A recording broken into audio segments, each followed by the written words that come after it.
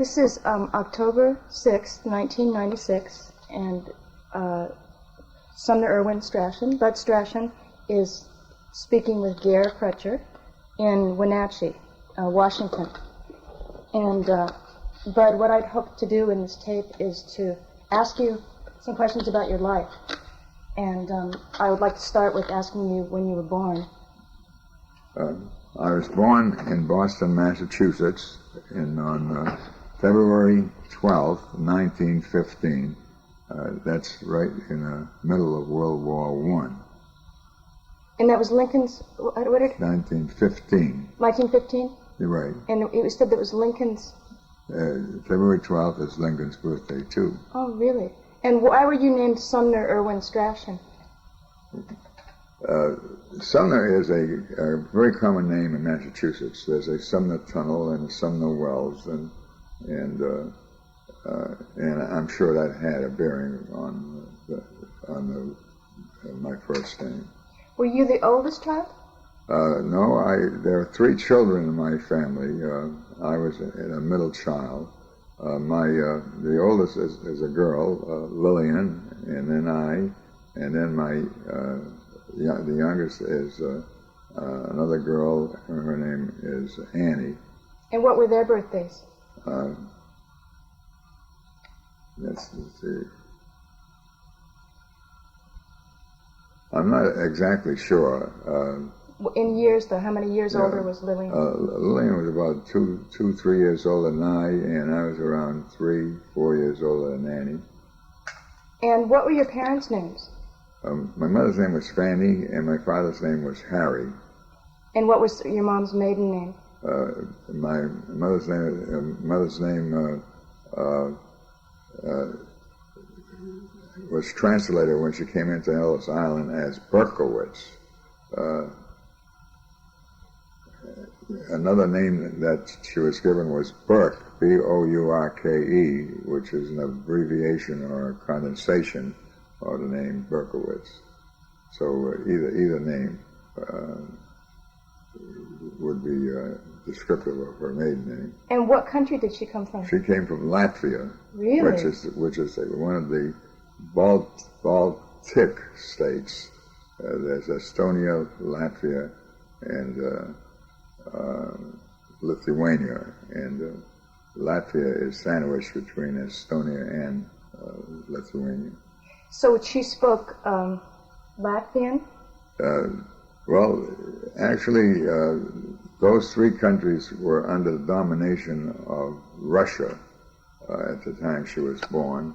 So she spoke a native language, she spoke some Russian, and she also spoke a hybrid language called Yiddish. And how old was she? Did she come with her parents? The whole family started out for the United States, but part of them stopped in England. So there's a branch of the family in England right now, and the rest of them came to the United States. And tell me her last name again. Oh, the Berkowitz, yeah. Yeah. So there's a Berkowitz branch in Britain. The branch in Britain consisted of women. So since they got married, right, that name Berkowitz disappeared. The only Berkowitz was a man in this country, an uncle of mine.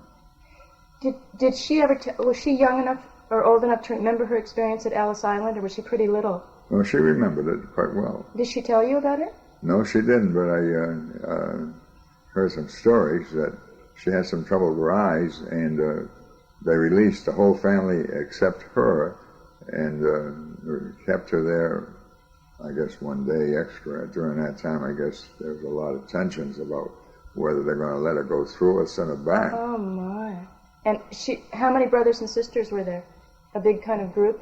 It was a large group. Claire has a picture of the family. Really? And she has it here. She had two brothers, and one of them, after he came to the United States, came down with appendicitis. They didn't know what the problem was, and Had it happened in this day and age, it would have been a very routine operation to correct it, but he died from it. From the disease or the operation? No, he was not operated on. Oh. And so, excuse me, your father then came also from some other country? He came from Russia. And how did he meet your mother? Well, that's a good question. Of course, they came here about the same time, and they're the same religious background, and I really don't know how he met him, but undoubtedly they met him through some social contact.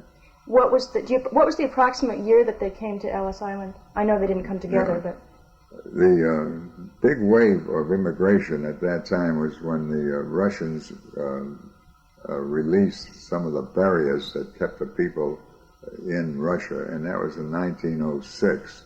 But I think they came about 1910 or something like that. So they were fleeing the oppressive life? I wouldn't say they were fleeing, but they were told about the opportunities that existed in this country and the fact that serfdom and was not practiced here. So there are many opportunities for them, and this is the reason they left. In Russia at that time, of course, there was a kingdom with a czar, and a very rigid type of life, and the members of the royal family owned large amounts of land, thousands and thousands of acres, and the people who lived there were actually slaves in a sense, because they could not leave the land, and the money that they made was doled out by the owner of the land, and very hard for them to build up any assets, liquid assets, and hard for them to own any property. In fact, they didn't own any property. The land, where they lived, belonged to the lord of the manor, so to speak. So I'm curious that if your father was Russian and your mother was Latvian, was their cultural, religious background more important to them than their nationality? Yes, it was. Uh-huh. Yeah. What was that background? They were Jewish. And they lived in a kind of Jewish section of Boston or New York, or? No, they came to Boston. Right off the bat? I believe, yes, I believe it was as soon as they were left Ellis Island, they came up to Boston. They had some contacts here. Somebody had preceded them here, and this is the reason they had come to Boston. Did your mom's parents know your father's parents then? Did they all have a kind of social community where they knew each other? I doubt very much they did, but I don't think so. I'm not aware of the details of how they met or the background of the relationship of my mother's parents and my father's parents. My father also came from a very large family. Did you know your grandparents? I knew my mother's mother. Her father had died, and I knew my father's father, not his mother. And I remember when he came to visit us, he would bring a bar of Hershey chocolate, which had a bunch of segments. There were three of us children, and we had to divide those segments amongst the three of us. And what was Harry's father's name? I don't know just what they called him. We just called him Grandpa. What was his occupation? He was a farmer back in the old country, and when he came to this country, he was retired, and his children was looking after him. And your mother's father, he died, but... Yeah, he died in Europe. And what had his occupation been? Again, I would say he lived on the land. So they were kind of so-called peasants? Yeah, they're peasants or serfs or whatever you want to call them. Is there a terminology to describe what kind of Judaism they practiced? Was it Reform or Orthodox or... I don't really know my terminology here. I would say it was Orthodox Judaism. Mm-hmm. It was not Reform. And so they observed certain food restrictions and things like that? Yes, they did observe all the restrictions that the Orthodox Jews are currently doing today too. Could you just, I know your mother died when you were 14, is that right? This is correct, yeah. Can you tell me a little bit about her, what you remembered of her? Well, she's a very important person in my life. She was a sort of a leader amongst her sisters. One thing we were amused at, that she sort of led the game in having children. When she had her first child, her sister had a child, and when she had me, her sister had a boy. So her sister had 3 children, also girl, boy, girl. And the difference between my age and my cousin's age is only a half a year. We visited him just this past year, and of course he's the same age as I am, except I'm a half a year older. Did she herself laugh about that? About the fact that she set the standard for the childbearing in a way? I don't know if she did or not, but we were amused at that. Did she stay home? That was the common thing for a mother to do. She did stay home, and she was a very capable seamstress. She would go downtown to the store and see some clothes that she liked, and she'd come home and she would reproduce it almost in a day's time. So she had the girls dressed in the very latest fashion, and she even had the picture of me in some trousers that she had made, short trousers that she had made from some clothes she had seen in a store.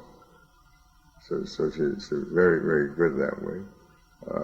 I remember, too, of course, that during the summer months when the weather was quite hot, we would go out to what's called City Point, which is on the ocean there. They had very weird streetcars. Instead of being enclosed, they were open, and the seats ran from one side of the car to the other, so you couldn't walk down the middle of the car. You had to choose an aisle and then sit on the seats, and this would take you out to the parkway there at City Point, and we would frolic in the water, and she would, of course, enjoy herself in different ways while the kids, and she would go with her sisters and some other people. Did your family take vacations, or they? My uncle had a home, a country home, in a place called Billerica, right outside of Boston, and there was a lake there. Billerica is also on the route of the Boston Marathon, but there's a lake right there. So we went up there occasionally, spent a weekend or a couple of usually weekends at his home. So it sounds like when you were growing up, there were lots of cousins and aunts and uncles and. Yes, but we were a very close-knit family. My mother gave me a lot of freedom. She, at a certain age, I could go any place I wanted to. She felt I was responsible enough not to get into trouble, responsible enough to come home at the right time. And so I had a lot of freedom. One thing that I got involved in, I remember, was they had a religious group with bands, with a band with a drum and a trumpet and whatnot, going around the city playing the music to attract the people, and they would talk to them. And one day I followed them for the first place they started till they finished late in the afternoon. And of course, that was the last time I did that. I became saturated with the music and their speeches. So But one thing, my mother encouraged me more than my father did in learning. I went to a school which is one of the turning points of my life, really. It had an unusual teacher. Her name is Regan, and she had an unusual system. If you finished your work, you could read a book. And she had a library of some action books. So I got involved in reading, so I always try to be the first to finish so I can go and pick out the book I wanted. I also was a omnivorous reader. We had a library fairly close by, and I started reading fairy tales. I think I read every book there was, and some of them were very voluminous. The fairy tales, of course, were short stories about the prince and the princess and the bad guy and the good guy and the witch and whatnot. So that was my first exposure to American literature, I guess. I started taking my sister with me to the library. My mother let me do this. And on the way back, we had to go down a street through a park, and then we had to cross a very, very busy intersection. And I held her hand while we did cross this. And then she would look at her books, and I would do my reading. On the way back, we would stop off at a store and get an Eskimo pie. So she still remembers my taking her down to the library and coming back and having that Eskimo pie, and we did this quite often. After I got through saturated with the fairy tales, I got into Indian stories, and I think I read every book in the library dealing with a American who worked with the Indians, and so I did a considerable amount of reading. But coming back to Miss Regan, she had a test that she gave to the class, and looking at the test, they had symbols, and you had to memorize these symbols, and then if you went down and read the test part, you had to put down a proper symbol. And a lot of people would read it and then look up and try to find a symbol. I memorized those things, and I finished very, very quickly. Because I finished the whole test, and did this over and over again. And because of my reading, I had a fairly good knowledge of vocabulary too. So I did very well in that. In fact, she told me that I had the highest test scores that the school ever recorded because of the way I handled it. So she recommended that I go to the Boston Public Latin School. Now, Boston Public Latin School is a very unique institution. It was founded before Harvard, and it was a preparatory school for Harvard, and Harvard at that time instructed people for the ministry.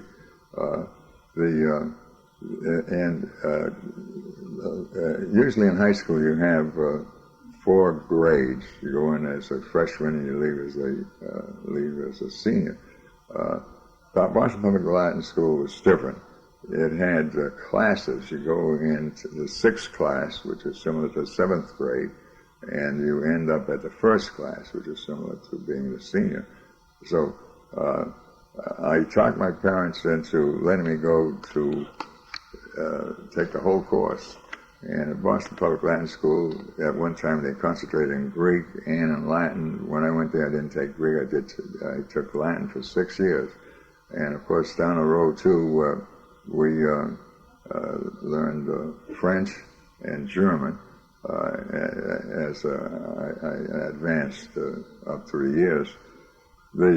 And this is a very important part of my life, because again, Latin school is still a preparatory school for college, and the primary college was Harvard. So through a process of osmosis and nothing else, when you finish this course, you're prepared to go into Harvard. And they modulated or modified the course, or developed the course, so that you can pass the SAT test scores. And they use these for testing. So when the time came to take these tests, almost a very high percentage, I would say 90%, people taking these tests for college entrance passed with very high scores. I of course, fell into that group too. So I applied for Harvard, and they accepted me.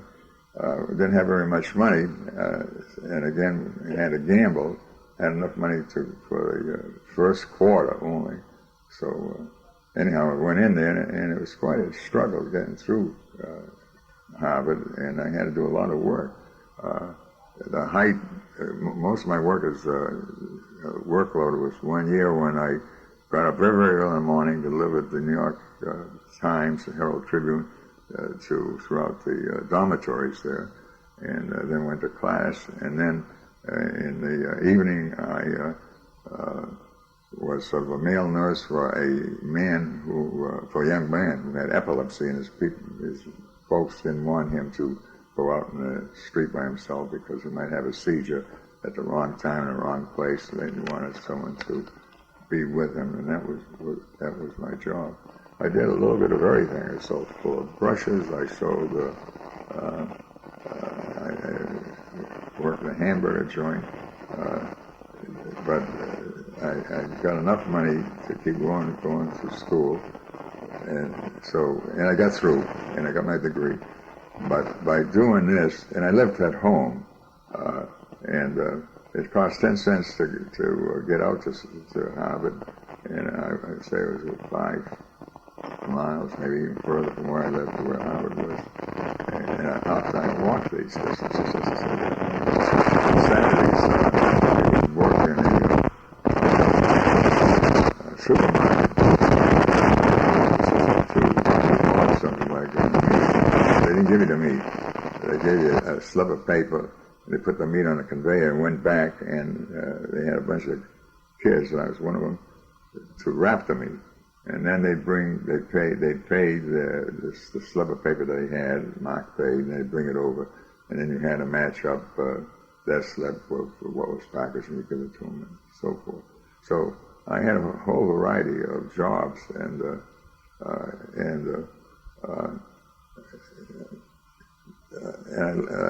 it was quite an experience. One of them especially was when I worked for a little store, and I must have been less than 10 years old, helping clean up and so forth, and they asked me to deliver circulars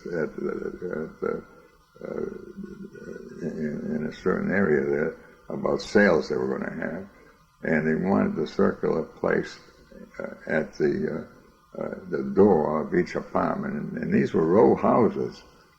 So when you went into one building, there might be 6 to 8 apartments there. Well, I did this, and when I got back to the store, there were a bunch of other kids there sitting there, and I was working very fast and very hard, and they said they were there for over an hour, and I wonder what they did that I didn't do, why they were so fast. Well, I found out why they were so fast, because one of them said, don't work so hard. They said, get rid of them. And what they were doing is that they would go to a few houses, and then they'd find a garbage can and throw all the circulars away. Well, that didn't seem right to me. So I had a lesson in morality right then and there, that if you're being paid for something, you have an obligation to fulfill your commitments. So there are all sorts of little lessons that you pick up this way. But it was amazing to me, though, that someone would do something like that.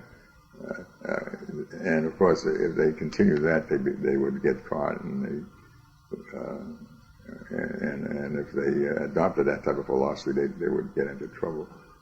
But another lesson I learned when I was in Boston Public Band School was I would do my mathematics and or do my lessons at school. Some of them I had to take home, Sometimes I didn't finish my lessons, and I would copy from somebody else the answers. So one fellow who was the son of a judge, he let me copy it. And so next day I said, well, since I finished it, why don't you use this to finish your work? He says, no. I said, why not? He says, I have to do everything by myself. And that was a lesson to me, too. And thinking about that, I can see the rationale that if I copy it, I'm not going to learn. I better do my own work. So that was a very, very strong lesson, to be independent and not depend upon other people for help. That if you want to know something, you have to develop the knowledge yourself, and not so, well, I don't know if you call it cheating. Maybe it was cheating, but that was another strong lesson that stayed with me all my life. That if I go in, if I have to do something, do it and do it right as best as I can. The other thing in the reading I was doing, there's a strong work ethic in the Yankee area, that people work, and if you work, you're going to succeed. Now, that's not true anymore. People work until they can retire, and they are thinking more about retirement than they do about their works, many of them, and many of them become sort of lawyers on figuring out their rights and how much they should work and how much time they should spend. Time meant nothing to me. My objective was to do my job, and if it took longer, so it took longer, and not cut it short or try to take shortcuts. And that work ethic still persists in my life. I mean, here I am, only 81, and I'm working. I'm working right now. I have a report I'm working on for Honduras. I had calls to go to India. I had calls to go to Vladivostok and Egypt. They're a little disappointed I couldn't go. So I said, well, I'll find someone for you. So I took the time and trouble to hunt somebody up who was qualified to handle, and they were very thankful for me. Of course, I did this with an ulterior motive. I want them to remember my name so that when something comes up that fits my background, they'll think of me first before they think of somebody else. So it wasn't done entirely altruistically. But nonetheless, I have developed a rapport with a lot of people. I know a lot of people in the industry, and the other thing is that when you go on these assignments, you're only supposed to go, say, 4 weeks or 6 weeks, and then you write a little report and you're done. Unfortunately, a lot of these things don't work out that way. There's a continuing obligation to fulfill the conditions of your assignment. For example, in going to Bulgaria just recently, they wanted me to find some farm equipment for them, which is easy enough to do, except the very first thing they told me was they don't have any money to buy equipment outright. So the question is, what do you do? Well, the answer, there are three approaches that I told them that they could follow. One of them, of course, was that if they get equipment, then they're going to be able to work more land. If they work more land, they're going to grow more commodities, and this they can sell.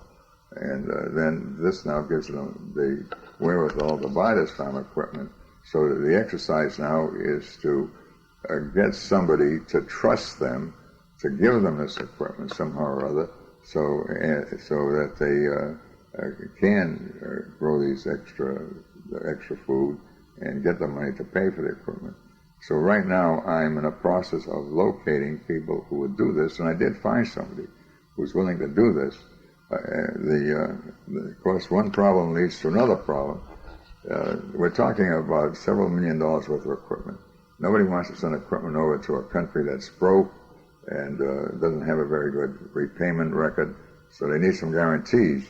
And to get a guarantee, you have to have what's called a business plan. In the business plan, you have to indicate what you need, what it's going to cost, and how you're going to pay for it. And I'm in the process now of developing this business plan with a man who is willing to work with them with used equipment.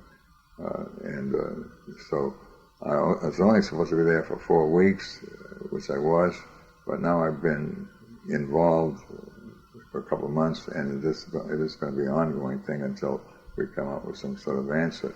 I just want, excuse me, to interject here that you're talking about all this activity when you've just had your second operation for a hip replacement, so your wings have been clipped, so to speak. If you didn't have this hip operation, you would actually be off to Honduras or India or Egypt or Bulgaria. Yeah. And I also wanted to comment that we are sitting in Grandpa's room at your house on 10 North Miller Street in Wenatchee. Grandpa being your wife, Claire's father. Correct, yeah. That you're 81 years old and you've been married for 53 years. And that we are here in Wenatchee, Gare Hemphill-Crutcher. I'm Tom Hemphill's sister. On the occasion to visit my cousin Judy McCutcheon, who's my father Wiley Hemphill's niece. And my aunt Mary is also here. I think she's 80. She might be the same age as you. She and Wiley just came in case there was any background noise. Well, they just came in? They just came in, yeah. That's why we could, maybe on the tape that will show up. So my father is 78. My aunt is 50. She said she was 86. 83, I think. She's 5 years older than my father. Oh, so I see. Okay. 83. You're 81. Claire is 75. Yeah. And just to put that in perspective, you're as a young 81-year-old talking about this very active, almost second or third or fourth career that you've had. Can we go back for a moment and just fill in about your dad's occupation? My father was a very hard-working man. He worked in the selling coal and selling ice, coal in the wintertime and ice in the summertime. Excuse me, did you know that my grandfather sold coal also? Yeah. But my father was selling to some very poor people, and he had a horse and he had a team, not a truck. Wow. One of my jobs as I was growing up was to feed that horse during the weekend, and he was stabled fairly close by, and I would go and take him out of the stall and release him into the yard, and he would go around, kick up his legs a little bit, then he'd go and take a drink, and then I'd lead him back into the stall and tie him up, and then I would go to the level above the stall where they kept the hay, and I'd throw the hay down there and oats and so forth. I never worked with my father, and he didn't insist that I work with him because I didn't like that job, and I was looking and having read all these books and all the things that had happened, I felt that I was destined for, and this was unconscious. I mean, it wasn't a deliberate decision. It's just the feeling that I developed that I was going to do other things, not this. But he was a very, very hard-working man, and during the Depression years, he was making money to keep us going. A lot of people were out of work, but people always needed ice in the summertime and always needed some coal in the wintertime. So he got income. He got income somehow or other. He also was involved in giving a lot of these people credit, and many of the people never did pay him because they just couldn't. And he accepted this. He realized what was going on, but he didn't make enough money to keep us going. He was robbed once, and he didn't have. He always carried change around with him. And he was beaten up quite badly, and I didn't realize this until many, many years later when I sort of patted him on the head. And instead of having a smooth skull, he had corrugations. And I asked him, "What about that?" And his skull was broken somehow or other. And I don't know just how he got it back together, but anyhow he did. He kept on working. My goodness. I went through a lot of changes, really. As I mentioned, my father had a horse and a team. So the Model Ts were just coming into prominence at this time, and some of the Model T Fords. Model T Fords, and some of the people would have, in the neighborhood would have one, and everybody would admire the car. There was no television, there was no radio at all until the radios came in, and these were weird looking apparatus that had whiskers. They had crystals that you had to touch with one of these whiskers, and it had earphones. So it was very, very crude radios. I didn't know that. And the apartment, we lived in one of the row buildings, and the apartment that we lived in had gas in it. They did not have any electricity. One day, a gang of Italians came through and dug a big ditch, and it took them almost a month to dig this ditch, and they put electrical lines down the street, and then they fed the electrical lines into each house, so we got electricity. There's one house that was not included amongst this activity, but they got in a machine, and what it took these Italians a month and a half to do, he did in one day. He dug a big hole, put the wire in, and covered it up. So that was it made quite an impression that what machines can do. Very, very, very unusual. We had a lot of snow in Boston at one time, and they would have sleighs. The milk people would have sleighs to deliver their milk, and the kids would jump on those sleighs, and it drove the drivers crazy. Well, I was one of them, jumping on those sleighs. Another thing in the summertime, too, when it was very, very hot, the firemen would put showers up against the hydrants. They would block off the street, and they put a pipe that had a lot of holes in them and turn on the water, and the water would come out in big sprays, and the kids would come out and enjoy the water. And I was one of those kids too that loved to go there. My mother gave me a lot of freedom, and my father did too, for that matter. So I would tell her where I'd go, and she felt very happy about it. I had one accident that playing horseshoes with some of the kids. The boy that I was playing with got a little rambunctious. Instead of just tossing a horseshoe the way you normally did, he tossed it way up in the air, came down and hit me in the head. Oh, no. And so it didn't knock me out or anything like that, but there's a lot of blood coming out, and I remember running home crying to my mother, and so she took me out to emergency hospital where they stitched it up and plastered it with a lot of tape, and this was worse than the wound, because when the time came to take the tape off, a lot of hair came with that tape, and but anyhow, that's something that you don't forget about either a little bit.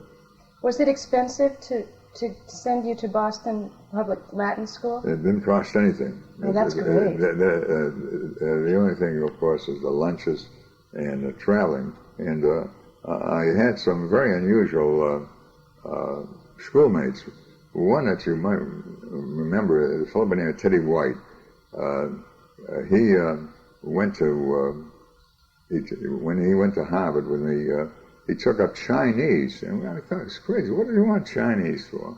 To learn Chinese. But he went to China, and while he was there, he met a fellow named Luce. Luce happened to be the head of the Time books, and he started to work for him. And Teddy wrote a lot of books, and one of them was The Making of the President. I don't know if you remember those. Sure, yeah. He died fairly recently. Just recently, I went back to Harvard on the 60th reunion of our class. The foremost, I think, man in that class was David Rockefeller. who I think is the wealthiest man there. And I've met David several times. One time when we had a little meeting in San Francisco, and in that area, we had a get together with that. I was exposed to people, different backgrounds, different cultures, and so forth. Now, although I was born in a Jewish family, I don't consider myself Jewish. This is a philosophical concept. If a person is born, say, in a Catholic family, is he a Catholic for the rest of his life? Or if a person is born in a Muslim family, is he a Muslim the rest of his life? If you're born in a Jewish family, are you a Jew the rest of your life? When I was at Harvard, I took many courses other than the field that I was interested in. One course was... What field were you interested in? I was interested in science. The one course I took was in religion, and that opened my eyes to the fact that religion was a cause of many wars, many conflicts, many emotional reactions, and of course they're living examples now in Bosnia and in Israel right now, what's going on there, and in Ireland is a good example. That people become emotional; they don't use their brains. And then when we looked at when we read, and I did a lot of reading when we read about the Crusades, they're crazy. A lot of people were dedicated to go to the Holy Land to free them from the Saracens and but when they went there, they went as a mob, and they had to live off the land. And to live off the land means they had to steal. They had to go, if you have, say, 50 people, a group of 50 people hungry, coming up to a town, a little village, and want some food, they don't have any money for this. So they have to get it some way, and they go up and ask a person, we want one of your cows. All a person can say is, which color? And the worst crusade was a children's crusade. I don't know if you remember reading about that. They got a bunch of kids to go to the Holy Land. Never got there. Some of them were sold into slavery. Some of them were abused. Some of them were used for different purposes.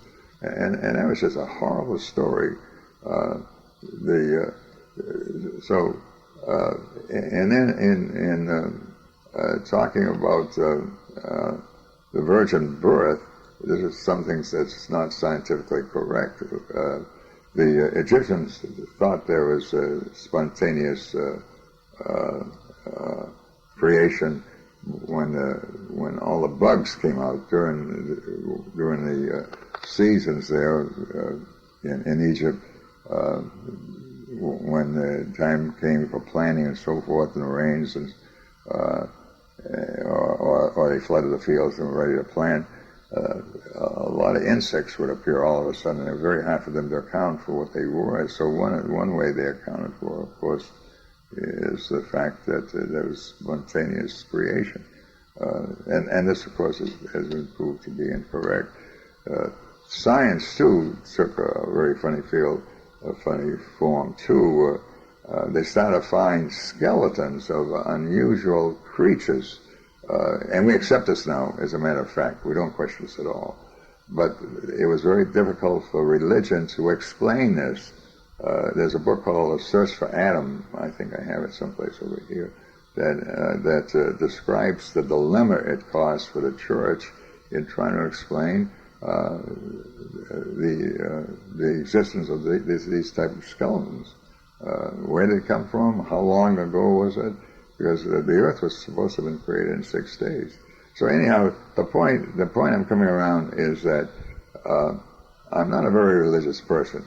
I see the value of a good church as an organization that most of them preach good, good values, but sometimes they're aberrations, and we've seen these in our lifetime, like one down in Texas right now. Jones took his people to South America there and fed them cyanide cocktails and killed all of it. So there are aberrations of this kind in a church, but basically the church does give directions and goals to the young, and usually these directions are good moral values, and I support this 100%. But it's an organization, and rather than under the guise of a religion. But the religion it has been splintered into so many groups. It's very difficult too. At one time there was one religion, and this was the Catholic religion. Then it splintered into the Orthodox in Rome, and then they had the one in Constantinople, and then we had the Protestant, and this is Henry VIII, when he wanted more than one wife, and the religion wouldn't let him do it. He changed religion, and then this started a whole raft of problems. But as a religion developed, the people who subscribed or belonged to a special group would run into trouble with their neighbors, and this led to the migration to the United States, America. It wasn't the United States at that time. Like the Pilgrims, they came to secure religious. The splintering of religions into different. Yeah. Well, I admire Tom and Barbara very much. They are very strongly in their religion, and I support them because this is a good example of what can be done if the right type of group gets involved in preaching moral standards. But even Tom and Barbara did not stay with the same initial group, because the initial group got involved with the gay movement, in that they wanted to accept this type of individual, and Barbara and Tom felt that this was not correct, so they left this group and joined another church. So there's an indication of the fact that people, that religion is very elastic. But underlying all this, religion is a force that the country needs as an organization to house and preach the morality of the time, because without the morality you have chaos, and this is highly undesirable. If we can inculcate people with the moral precepts of religion, then I think this would go a long way to solve the drug problems that we're running into and other problems that we're running into. And of course, having lived from 1915 until 1996, you can see that the world is taking quite a miserable tumble into massive drug addiction and violence at a young age, and this family is correct. breakups. And we're living in a very dynamic age, and one of the reasons, of course, is that the medicine has shown people how to avoid death. So instead of having a high death rate, we have more people coming into the world, and shows people how to live longer. Now, people say when you get to be 60, you're an old man. So I don't know, I must be a decrepit old man. But I don't feel old. I feel very, very young. And I realize there's a difference in my physical capabilities now, but I think my mental abilities are at the peak. Although I am beginning to have some problems in remembering names. And this is where Claire is very helpful. Usually when somebody would ask me a question, I can respond as fast as they ask the question. Now, if they ask me some questions about names, I have to think about it, and sooner or later the answer comes to me. So I haven't lost it, but it slowed me down in certain areas. And of course, right now in our society too, we have machines to do the work. We still need labor, but the labor that we are using, very seldom labor from within our country. We get people from outside the country to come in to do all the dirty work now, hard work that we used to do. And there are a lot of people in this country, of course, that still believe in the work ethic, and they'll go ahead and work their farms and so forth and not look at the hours. But right now, when somebody comes into work, they want to know when they have a vacation, how many hours they have a vacation, and what are the benefits and things of this nature. They're not interested in the work; they're interested in material things instead of doing jobs that should be done. Excuse me, I wanted to interrupt you for a moment to backtrack just a little bit, because we were talking about the fact that you came, even though you came from an Orthodox Jewish family, it didn't mean that in your own development and in your own self-perception that you consider yourself Jewish or a member of any organized religion, primarily because of your feeling that organized religion hasn't necessarily led to good conduct. But on the other hand, you've obviously had unifying principles in your life, and you don't have to call that religion, but what would you say are the things that have given, let's say it's not a religion, but it has the meaningfulness of religion for you? What are the values that are most important to you that unify your whole life? Well, I read the Greek philosophers, and this had a big bearing on my life.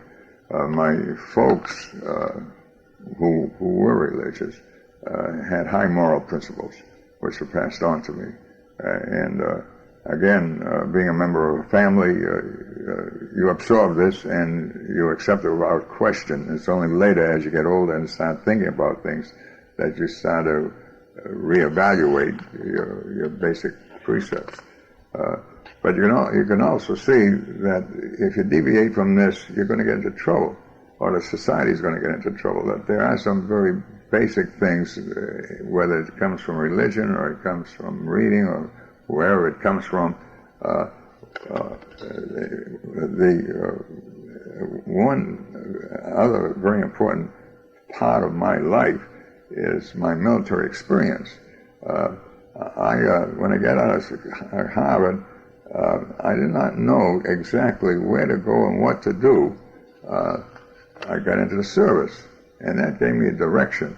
Not only that, I found out that in working with groups of people where you sort of compete with them in one way or another, I was able to take very responsible jobs and fulfill them.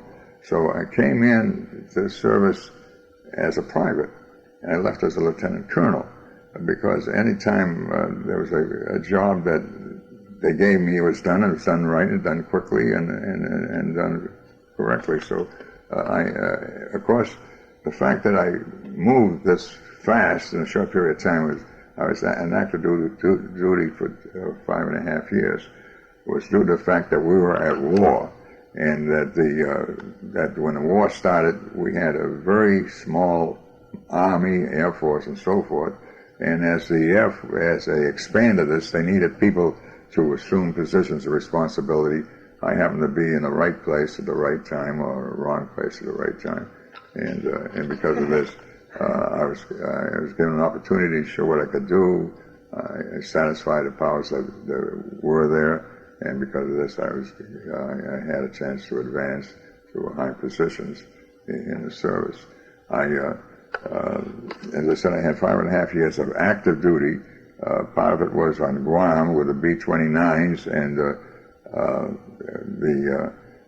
one thing of very big interest, and maybe the kids will remember this, will be of interest to the kids.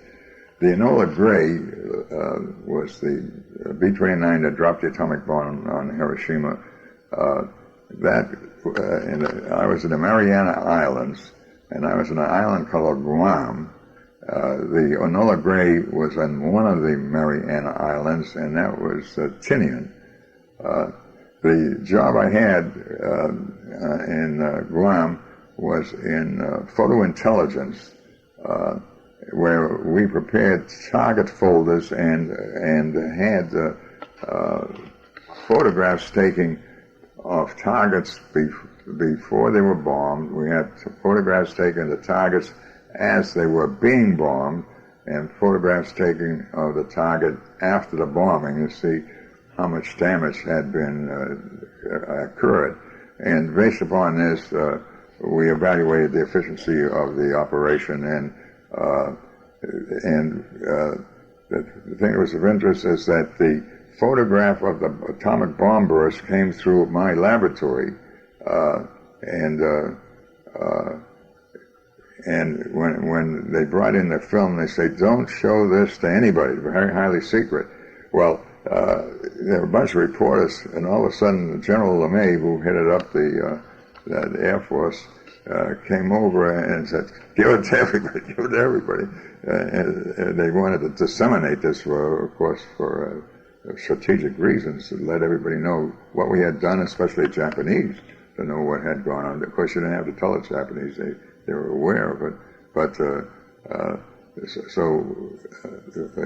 laboratory is busy in making these type of pictures to give out to the reporters and the press and whoever wanted them after they got an okay from the general staff. So I was involved indirectly in that operation. What was it? Did you have any inkling of the historical impact of that, like the massive destructive capacity that had just been unleashed on the world? Well, I think everybody was aware that something unusual had happened. In fact, the very fact that the Japanese gave up so quickly was proof enough of that. And all you could do, now I used to read books on science fiction too, and where they were talking about flight and visiting the moon, Jules Verne and his books and other books of this type. And everybody was talking that this will open up a new field, and with implications of changes in our society. So we did have a good idea that something unusual had happened that would impact our lives and the lives of our children thereafter. One thing that we thought would happen, never did happen, was that we thought that when we came home, we would see a lot of airplanes. That the way people had automobiles, now everybody would have an airplane. That never did develop.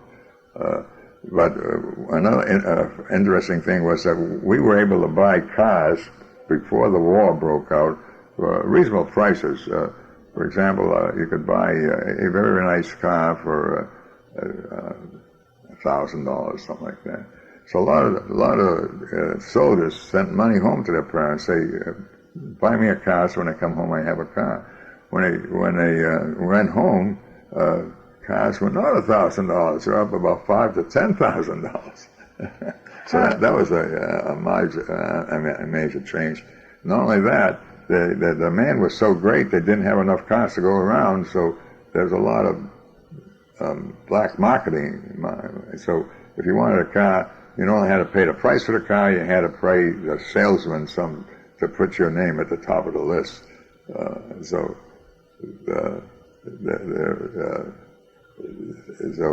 Anyhow, the automobile became a major factor. If it wasn't for the automobile, we wouldn't have the suburbs, and we wouldn't have the tremendous growth that we have in this country, the roads and so forth. But the promise of the airplane is yet to come. We have a tremendous, of course, private systems of planes, and the development is unbelievable. Claire's father, for example, lived long enough to see a man on the moon, and when he was a young man, there's no automobiles. They had trains, and he was very much interested in trains. All they had is horses and wagons, and they did have electric streetcars, at that time too. But all of a sudden, here comes the internal combustion engine and the automobile, and then during World War II, we started to get the jet planes, and from the jets we started to get these missiles that were being sent from Germany to England, and from this we developed these booster rockets that take people up to the moon and beyond. So we're living in a very exciting age. There are many differences, and the level of life is getting more interesting, more challenging, and what is very, very important is that the educated person will survive. The uneducated person is going to suffer. And it's very, very important for people who want to become effective members of society to have a good education. And I'm for teaching everybody, all the children that come to this country, I feel should be given an opportunity to learn, and they should have good teachers, and we try to motivate them to stay in school. Right now there's a question that when some of the Mexicans, illegal Mexicans, come in with their children, what should we do with their children? My feeling is teach them. Let them have a foundation that will lead to a better life for them as they grow up, if they know what can be accomplished.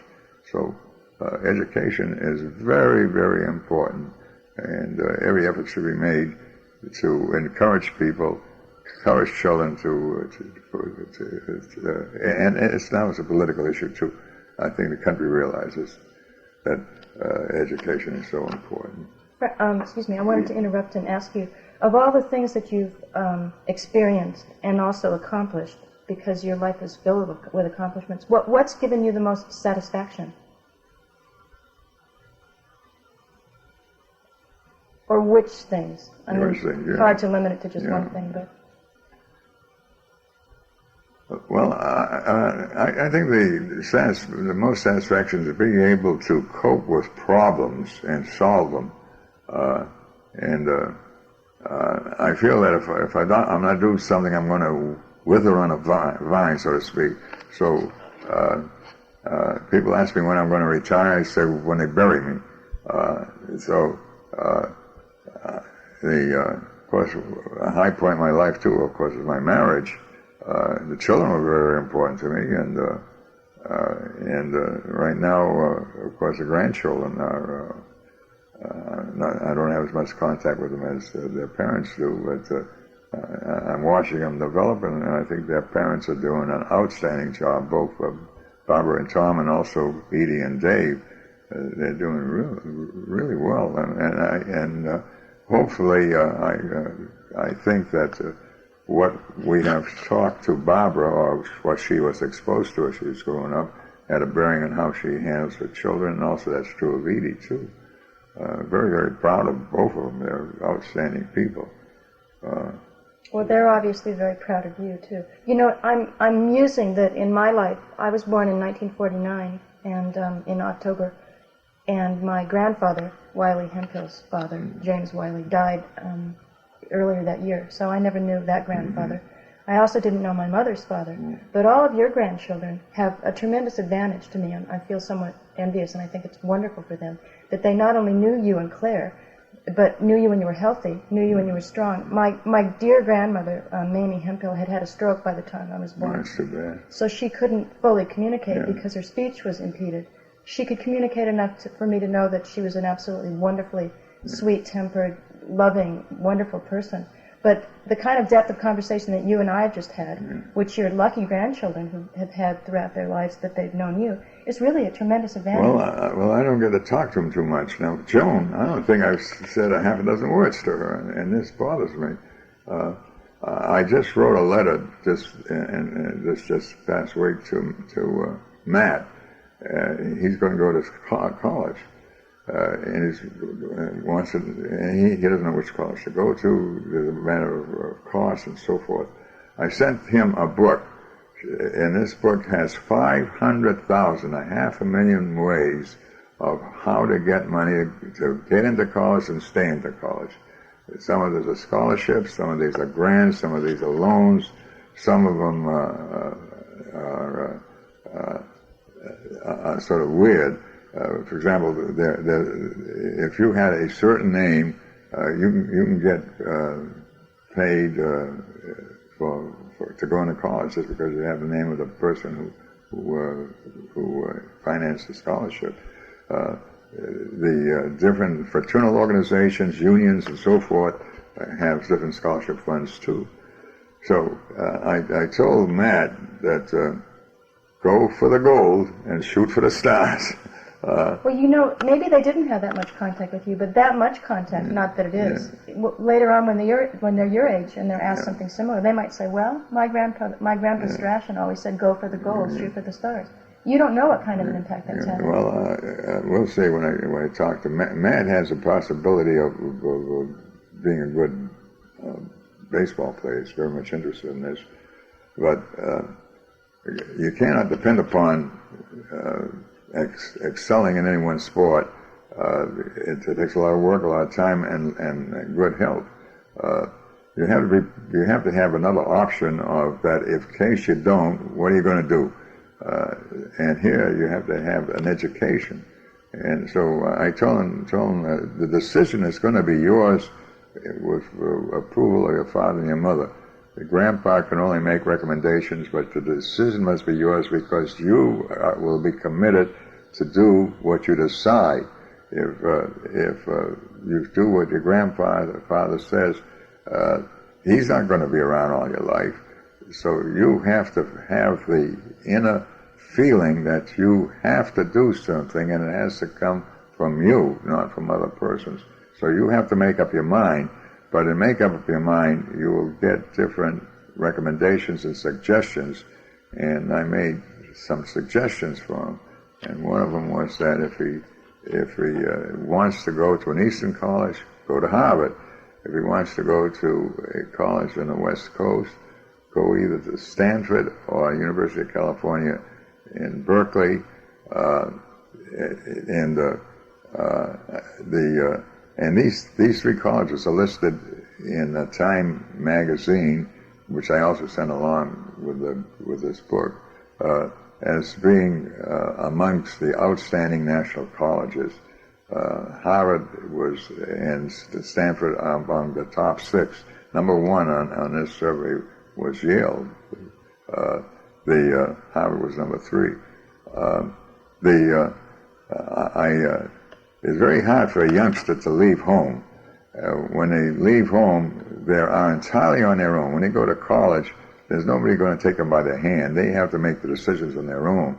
They have to decide what class to go. They have to apply for the classes. They have to, sometimes the class they want will not be available, and they have to wait till the next semester or whatnot. But they are responsible for setting up their own program. So they have to develop a strong desire and to accomplish, set the objectives and figure out how to meet those objectives. And this is something they're going to have to learn very early in life. Let me ask you, Bud, who are the people, first of all, in your private life, but secondly, in public life, that you admire the most, and why? You must have certain heroes, so to speak.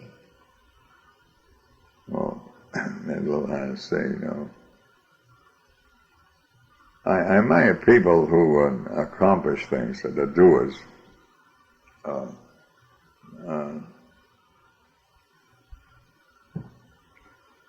And then not necessarily. I do admire Delano F. Franklin Roosevelt very much. Franklin Delano Roosevelt very much, because he did something that has benefited the country, the individuals in the country, and he started to. He said, "I have nothing to fear except fear yourself," and he came in during the Depression years and pulled the country out of the Depression, and then provided ways that these people could come independent as they grow older.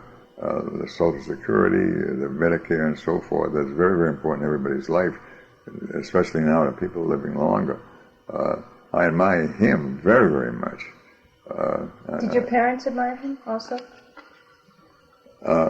Your dad, right? Yeah, well, I believe he did.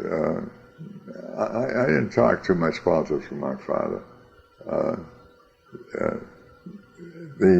His culture was European, and his culture was based upon serfdom. If somebody was a shoemaker, his son was a shoemaker, and his grandson was a shoemaker. They did not have the ability to move around according to their desires or capabilities. The education was very important, but my father's thinking was European. My thinking was entirely different. I realized it was there. It had a bearing on guiding me to a certain extent, but my orientation was the American dream, that things can be done in this country, and of course the very fact that being in a service was a big turning point in my life. I would say Miss Regan, my teacher that put me into Boston Public Land School. What school was Miss Regan in? She's just in a grade school. What was the name of the school? Sterling. It's no longer in existence. It's been torn down. And she was the most. Had a very big impact upon me. The service had a very big impact upon me on this. Of course, my marriage had a big impact upon me too, because over here I had a lot of commitments that I had to fulfill. So, asking who had the most that I admire the most.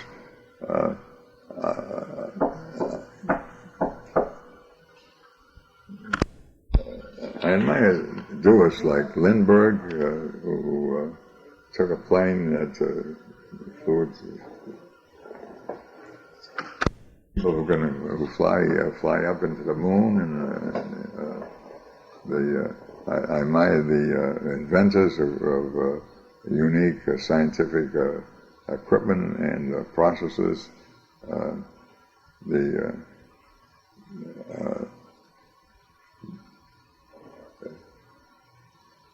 But I feel that as the years have gone by, I'm on my own now.